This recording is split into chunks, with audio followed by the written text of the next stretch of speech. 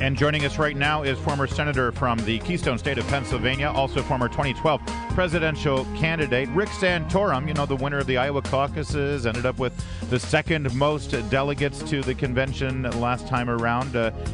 Just throwing it out there, Senator Santorum. We got another election coming up. Just wanted to let everyone know where you finished last time. Well, thank you for that. I appreciate that. It's a little bit of news that most people don't know. But we're here to talk about your new book and some other things. Of course, we'd be remiss to not get you comment on some of the things happening in the world today. But let's start with your book.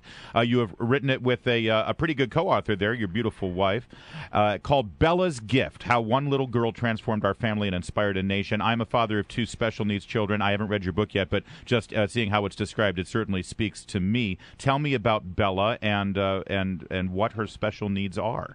Well, people got to know Bella because of the campaign in 2012. After the South Carolina primary, she got very ill here in D.C., and we ended up having to take her to the hospital and suspended the campaign for a day, and it was really a miraculous event, which we describe in the book, about how she came into the hospital with pneumonia, with her lungs full of fluid. Through an X-ray, we saw that, and we suspended the campaign, asked the American public just to pray for her, and believe it or not, 24 hours later, they did another X-ray, and her lungs are perfectly clear. And this is a little girl with trisomy 18, which is a genetic disorder similar to Down syndrome, except it's much more severe, much higher fatality rates. In America, only about 1% of kids with this disorder live to see their first birthday. So she's going to be 7 this year. She's a miracle, but the great miracle at that time was the fact that this is a little girl with chronic lung disease, serious problems, respiratory problems, and in 24 hours to have a pneumonia clear up is, for us, was just a real answer to prayer. And so we chronicle her story and how she has had a huge impact on our lives, and because she's a little girl that needs care 24 hours a day, and we've learned a lot about what love is about. And in fact, every chapter of the book begins with the word love.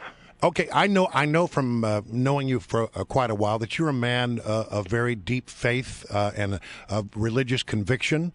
How does your faith play into your relationship with Bella?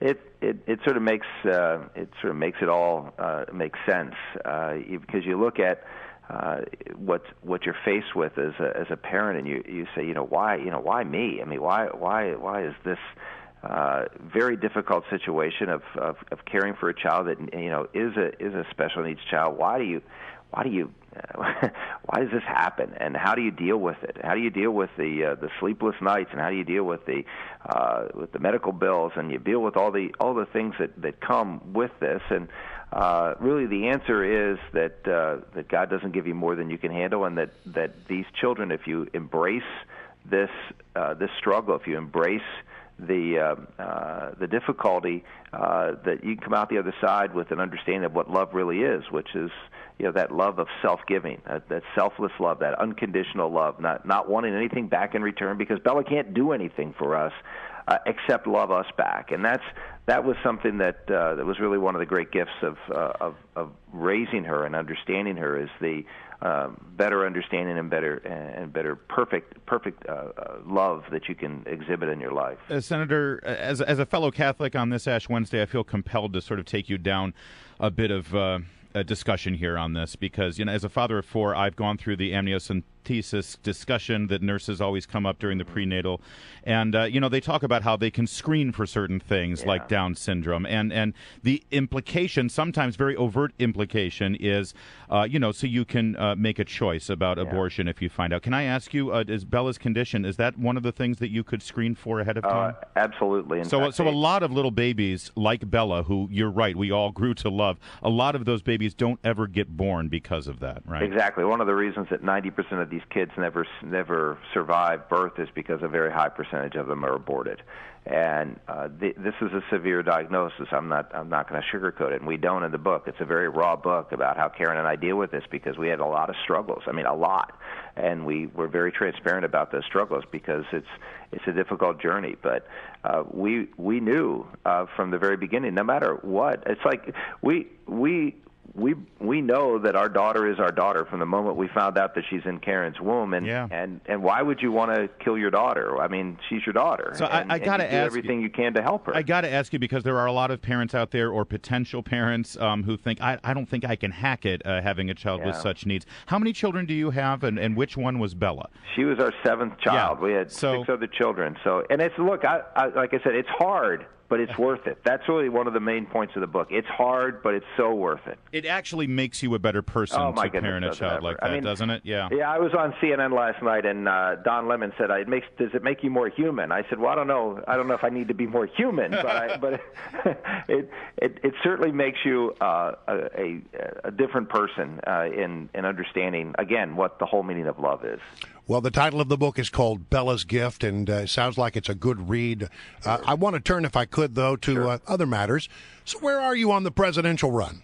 Probably where 19 other people are, which is out there going out and talking about the important issues of the day, and trying to determine whether there's financial resources and whether there are volunteers and support out there for making, in my case, a second run. And as Larry mentioned, that we had a good run last time with no resources, and we're able to combat the establishment, very much the establishment, and almost pulled this thing off. And we're seriously looking at it again. Well, you mentioned there are so many other people that are thinking about putting their toe in the water. Yeah. How do you, in that crowded field, and there's a lot of really interesting people in the field, how do you, break out of the crowd and make an impact?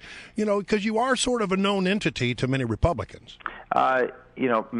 Messenger, and hard work. I mean, the real key is to make sure that you have a very clear message of how you can get this country, number one, safer, because that's probably the highest priority. That's the big change between 2012 and this time around is the national security implications here. And we had one debate out of 22 that was on national security, and the other 21 debates, maybe you had one question.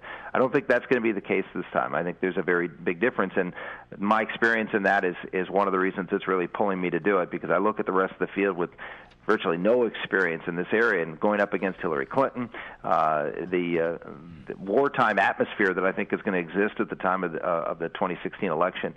I think someone with that kind of experience is going to be very, very important. Given that, Senator Santorum, the president is having a summit on violent extremism this week. If you were president at this moment in time, when you see ISIS killing 31 Coptic Christians and challenging Italy, and then killing another, burning alive some 20-odd Iraqis yesterday, what would you have a summit?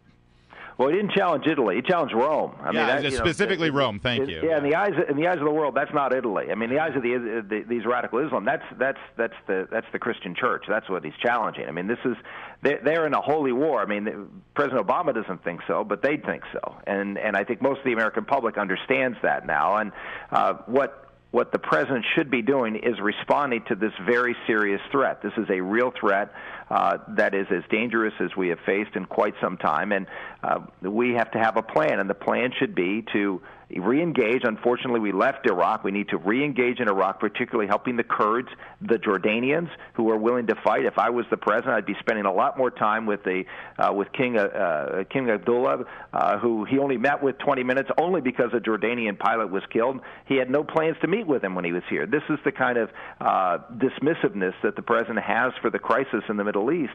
The Jordanians, the Kurds, the Egyptians.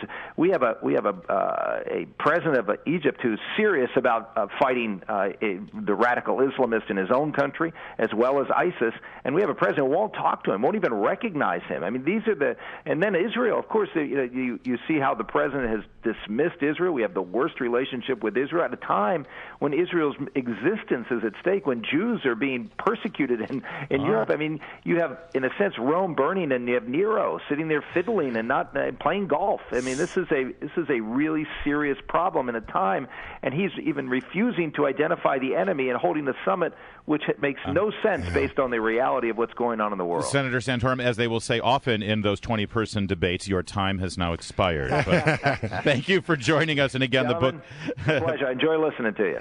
Thanks a lot. Bella's Gift: How One Little Girl Transformed Our Family and Inspired a Nation. I know I'll be reading it.